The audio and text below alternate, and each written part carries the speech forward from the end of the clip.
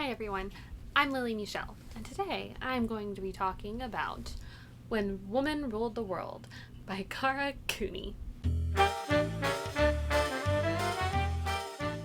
So this is a historical nonfiction about 6 different queens of Egypt, covering Merneith, Neferusebek, Hatshepsut, Nefertiti, Tawosret, and Cleopatra, obviously. Full disclosure, I may have said any and all of those names wrong. So this book is pretty much about how these women came into power and how at one point or another they were the primary ruler in Egypt. The first one, Merneith, is about a queen from the first dynasty who pretty much ruled in her son's place.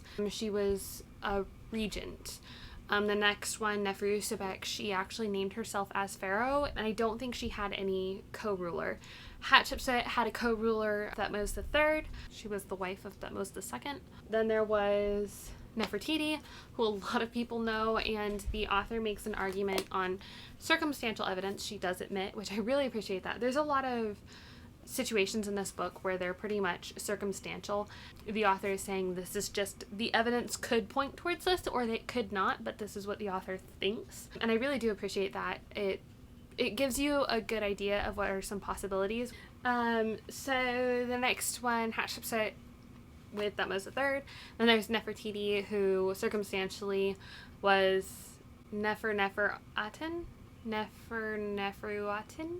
Basically, she was the wife of Akhenaten, who was the cult leader who did a bunch of crazy stuff. But she outlived him, and so evidence points to perhaps her ruling and helping Egypt get to its feet again.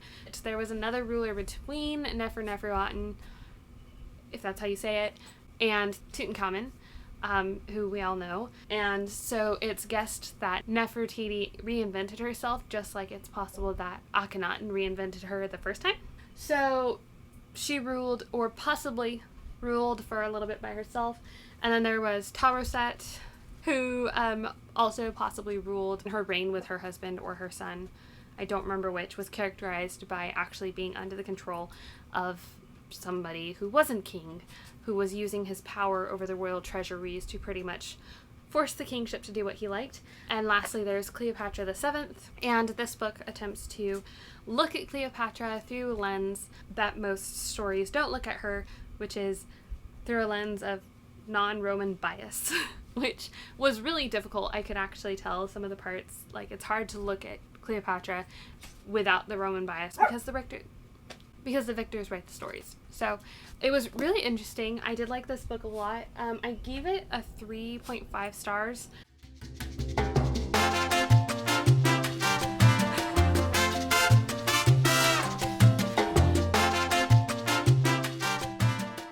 One thing that I didn't really like about this book is the author used a lot of modern politics to kind of support her point, and it was a little irritating. Now, don't get me wrong. The author is completely entitled to her own political opinion and all of that stuff. I didn't feel like that's what I signed up for, and so experiencing it in a book about Queens of Egypt was a little disorienting. It's just the way the author brought them all up. It was like she was angry about it and was using her discussion about the 6 Queens of Egypt to pretty much discuss what she was angry about. And even though she had a really good point on most of the things that she brought up, yes, women are a lot of times put down because they're not so good politically, or a lot of times women are not looked at politically because they're women and emotional or whatever. She had a really good point along those lines. However, I feel like in the situations that she cited, there were a lot more things going on, and I feel like she missed those things. Especially as a historian, one of the things that historians look at is the long-term effects. So Civil War historians, they don't say it was due to one thing or another. There were a whole bunch of things that were involved. And so just the fact of looking at modern day problems and saying, oh, this one thing is the only reason why this was an issue. No, that's not true, because there are always multiple factors involved. And I feel like as a historian, she should know that, even with factors today. Now, granted, the points that she had were completely valid.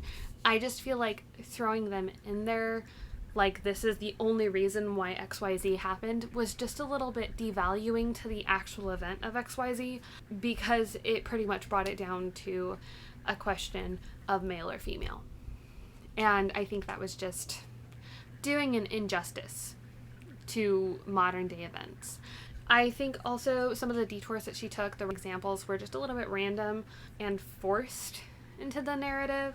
So at one point she makes the point that there are emotional females and that emotional females should be in control of things because it makes them pause on pressing that nuclear button. And then she kind of pauses and excludes the non-emotional females from this demographic, implying that women are good at this, but only some women. And I feel like that was kind of missing the point. And if she wasn't saying that, it's also speaking as one of the non-emotional people. It's not just because of emotions. The reason why some women would pause on hitting that nuclear button is because of the way society raises us, because society tells us that it's not okay to be who we want to be, because we know that women will be heavily under fire. If this whole system shifted and women were not on the bottom of the political stack compared to men, and women were instead in a position of power and honor like they were in ancient Egypt, then I don't think everything would change the same way she thinks, the author thinks. I think it would change, definitely. But I just think the idea that women would always hold back on XYZ because they're women is an ill-founded idea, because in this hypothetical society, women would not be raised to be the way that women are raised, and therefore whenever they step up to press that button, they will have the same mindset as other people who have come to the button before, which is, we're pressing the button. Now, obviously, there is the maternal instinct that women have. Men don't have that. Men have a paternal instinct. Men have a desire to protect their land, their home, their ground from external forces, whereas women have the desire to protect their land, their home, their ground from internal forces. Women nurture the children, men make sure intruders don't come. I guess more biological way that we're wired. So when it comes to making that decision of pressing the button, men would be thinking of protecting, and that's why they're more likely to press that button, because the women will be thinking of the consequences. If I press this button, they're going to retaliate and press their button. And then my home, which internally I'm trying to protect, then it'll just be destroyed. So women just look at things from an internal perspective, whereas men tend to look at things from an external perspective. This is not, I'm not a psychologist, and these are not like certified remarks. I'm just saying logically that's how it works. So the idea of a woman in the same position as a man would make different choices because she's a woman is more based on the societal view. Now, in order to have that scenario play out, you would have to have her raised in a society where they don't accept women. And so it's a little bit paradoxical. And so just her argument, I was a little bit skeptical of, because, like I said, with the reason why she brought some things up, it wasn't taking everything into account. However, in terms of the history, she did a really good job of making it interesting. Aside from the random political modern day remarks that made me just kind of like pause and be like, yes, I get it, but really, I really enjoyed the book.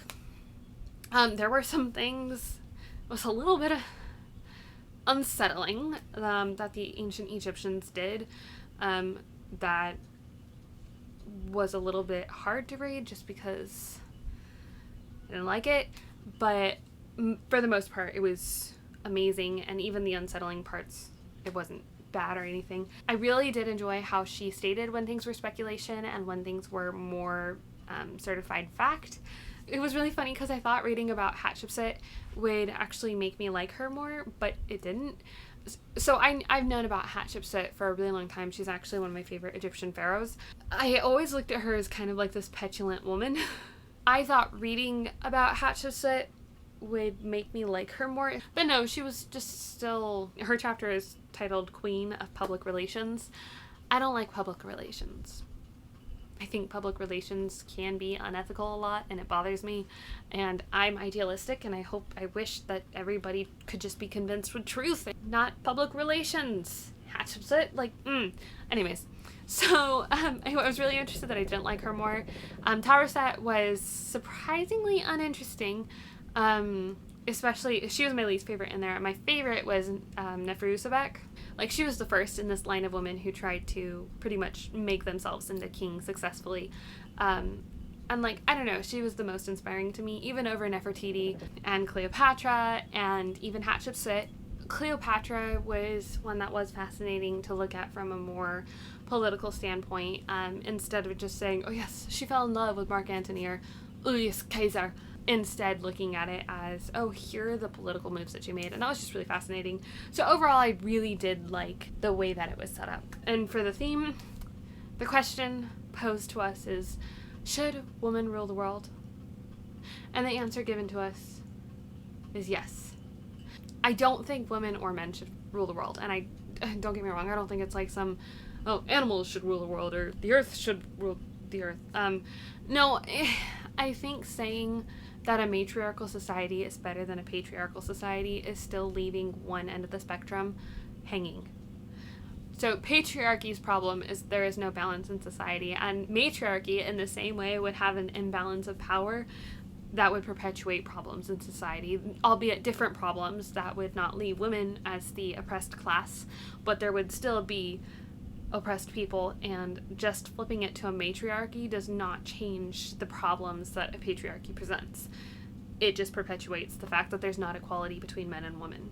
However, it was really interesting to look at a society and realize that the reason why they respected women is because they understood that women had a role in society. There's a reason why there's men and women in society, and it's because both of them have a role to play. And I just think it's really interesting that there was a culture that understood that and that valued that and that used that in a way that was beneficial to everybody. But I do think that the radicalism for matriarchal control is just, I think it's out of place. It isn't the way to solve the problem, but I think it's a step. The way I work sometimes is complete radicalism in one direction and then radicalism in the other direction, and then I even out because I've experienced both sides. And maybe that's what society needs is, we've been a patriarchal society, maybe we need a complete matriarchal society. But I think really, instead of being extreme in either directions, we really just need to settle. Anyways, thanks for watching my rambling thoughts. Like and subscribe if you liked this video. Leave a comment down below on your thoughts, your feelings, discussion topics. Leave it all down below, and I will see you guys probably next week, hopefully next week, with another video. Have a wonderful day.